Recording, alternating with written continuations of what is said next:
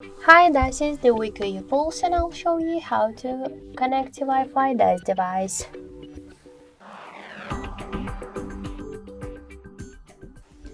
So open first the settings application, then tap to the Wi-Fi section to activate Wi-Fi. Click once on the switcher.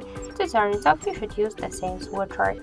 After that, you'll see all of the available networks. Just tap on the network and here you should enter the password. To see this password, you should click here to show password checkbox, then just tap to connect button, wait a couple of seconds and we could see that our device successfully connected to this network. By the same way, you could use more networks, just select the network, enter the password, tap to connect, and after that you could switch between those networks. Also, we got one more way how we could do that. Just open the control panel and find the Wi-Fi icon.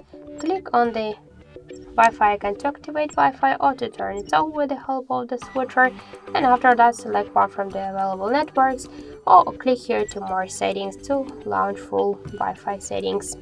So thank you for watching, and if you like this video, leave thumbs up and subscribe.